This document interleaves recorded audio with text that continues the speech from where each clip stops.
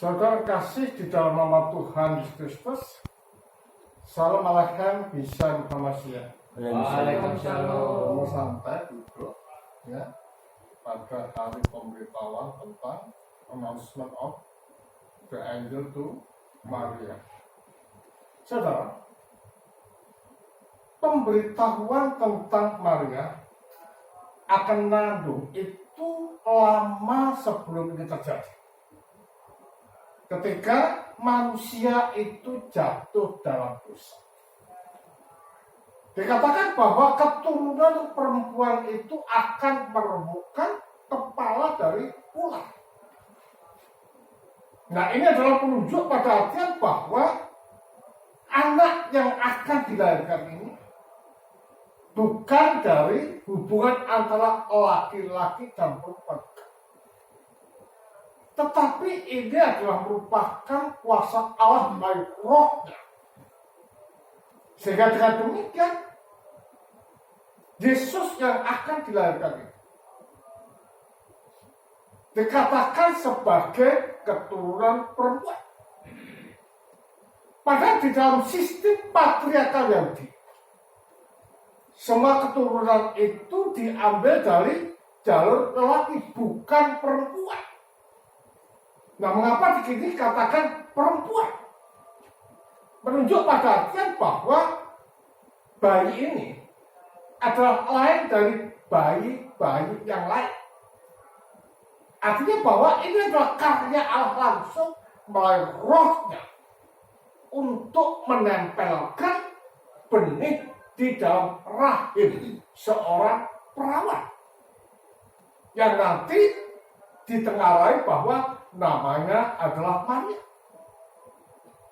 Tetapi sebelum itu menjadi realita, diramalkan, dinubuatkan, terutama di dalam kitab Yesaya, bahwa seorang perempuan akan mengandung dan melahirkan seorang anak lelaki. Jadi kalau demikian, cara kerja Allah itu memang betul-betul teratur. Tidak acak dan tidak sembrono. Teratur. Nah, di dalam perjalanan menuju kepada nusulnya Sang Sabda, itu Allah menunggu sampai ada seorang wanita yang bersedia dengan kerendah hatian sebagai wadah sarana menjelmanya Sang Sabda yang dari kekal sampai kekal di dalam Allah menjadi manusia. Jadi kalau demikian, menjelmanya Sang Sabda menjadi manusia yang dikatakan di dalam Lukas tadi, yaitu mempunyai suatu peranan yang penting. Kita melihat bahwa dosa itu diawali oleh siapa? Perempuan. Tetapi ditutup oleh perempuan. Berarti kalau kemudian ini adalah sesuatu yang luar biasa di dalam kehidupan manusia. Melalui perempuan itulah Sang Sabda yang dari kekal sampai kekal di dalam Allah itu mengambil totalitas kemanusiaan dari masa lalu, sekarang, dan yang akan datang. Jadi di dalam diri Sang Sabda inilah kemanusiaan penuh itu terjadi dan lengkap sudah menjadi kenyataan. Tetapi perlu diingat, untuk menjadi wadah nujulnya Sang Sabda ini, Maria ada dia dengan siapa? Malaikat. Bahwa yang maha tinggi berkenan untuk memakai, dan engkau akan mengandung. Bagaimana mungkin aku mengandung? Sementara aku tidak bersuami dan tidak mempunyai lelaki. wajar kalau dia mengatakan seperti itu sebagai manusia. Dan dia tahu bahwa seorang wanita itu mengandung harus ada lelaki. Tetapi bagaimana yang terjadi? Nah, Maria ini tidak melihat dan tidak sadar bahwa apa yang tidak mungkin bagi Allah itu menjadi mungkin. Jadi manusia itu menjadi mungkin di hadapan Allah. Nothing impossible in front of God. Everything is possible if God wanted to do it. Jadi bisa terjadi. Bagaimana itu terjadi? Yang Maha Tinggi akan mengawinkan. Nah, di sini diperlukan apa yang dinamakan dengan kerendahan hati. Nah, diperlukan kerendahan hati dan mengatakan jadilah apa yang menjadi kehendakmu. Ya, jadi kerendahan hati itu perlu karena di dalam kerendahan hati itu terselip kasih. Nah, kasih itu tidak takut bahaya. Kasih itu tidak takut aniaya. Karena di dalam pemandangan Yahudi, orang yang hamil without married before will be stone. Akan dibalangi batu. Nah, Maria tahu. Tetapi dia tetap melakukan apa yang Allah kehendaki di dalam itu. Berarti untuk menjadi syarat. Nusulnya Sang Sabda itu tidaklah seperti membalikkan telapak tangan. Ada kiat dan keberanian dari seorang hamba. Makanya katakan, jadilah apa yang menjadi kehendakmu. Setelah itu apa? Dia pergi? Dia pergi ke Elisabeth. Nah, Elisabeth dalam kata apa? Hamil. Siapa itu? Yohanes Pembaptis. Siapakah aku ini? Sampai ibu Tuhanku datang kepadaku. Nah, anak yang ada di dalam kandungan Elisabeth ini bergeronjal. Menunjuk pada artian bahwa tahu bahwa yang datang ini adalah orang yang dirahmati, orang yang disidikara, artinya yang disisihkan. Ketika dia mengatakan jadilah apa yang menjadi kehendakmu, itu dia telah disisihkan. Nah, ini adalah imakulatanya ortodok. Berbeda dengan imakulata yang dipahami di barat. Suci dari lahir. Nah, bagaimana suci dari lahir? Sedangkan Ibu Hana nggak suci. Ya? Nah, di sini yang membedakan imakulata menurut barat dan timur. Nah, di timur ini ketika jadilah apa yang menjadi kehendakmu, baru di situ disisihkan berbeda dari wanita-wanita yang lain.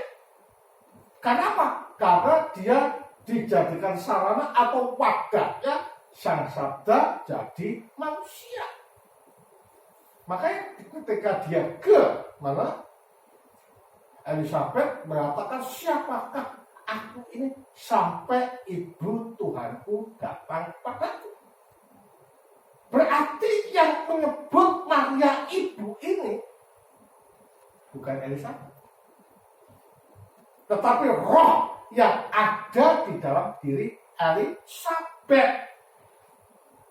Berarti yang memberi gelar Maria sebagai ibu Tuhan itu bukan Elizabeth, bukan manusia, tetapi Allah itu sendiri. Nah, kalau Allah itu menyebut dia sebagai ibu Tuhan, siapakah kita? Sehingga kita tidak mau mengakui bahwa Maria itu ibu Tuhan. Nah, dulu kan Maria itu ibu Tuhan. Tidak menjadikan Maria itu lebih tinggi daripada bayi yang dilahirkan. Tetapi dulu kan Maria sebagai ibu Tuhan itu untuk mengukuhkan, untuk menegaskan bahwa bayi yang dikandung itu bukan sekedar bayi. Tetapi bayi yang dikandung ini adalah Sang Sabda yang dari kekal sampai kekal ada di dalam Allah.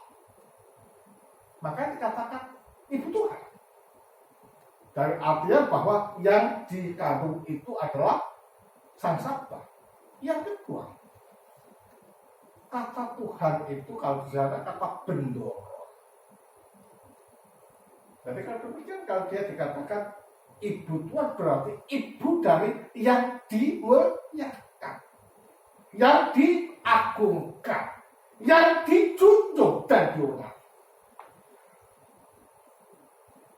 Berarti kelahiran Maria ini adalah merupakan peristiwa yang penting yang menunjukkan bahwa yang ilahi turun ke jagat, mengambil rupa seorang hamba. Tujuannya apa? Untuk mengembalikan manusia kepada goal. Makanya dikatakan tadi bahwa kedatangan Sang Sabda untuk apa? Untuk merenovasi, ya, untuk memperbaharui, untuk menarik lagi manusia sebagai gereja yang tanpa cacat. Jadi kalau berpikir gereja sudah ada belum sebelum turunnya Roh Kudus? Sudah berapa? Sudah atau belum? Sudah. Nah, kelahiran gereja itu pada waktu baiklah kita menciptakan manusia menurut gambar dan rupa kita. Berarti kalau demikian manusia adalah dikatakan image of the image, gambar dari sang gambar, karena pola diciptakannya manusia itu adalah Sang Sabda. Padahal tujuan daripada turunnya Roh Kudus ini mengembalikan manusia kepada fitrah gambar.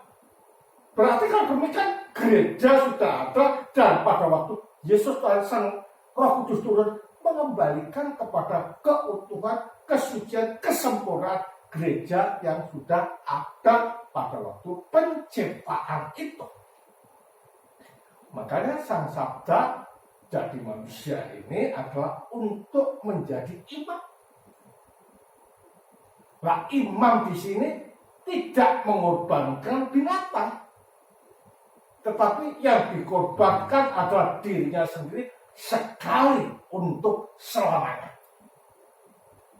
Jadi kalau demikian, menjelmanya Sang Sabda ini mempunyai misi yang sangat luar biasa, mengembalikan kita pada fitrah.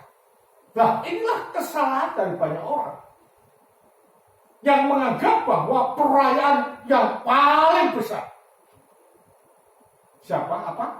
Natal. Nah, Natal ini hanya merupakan awal daripada apa?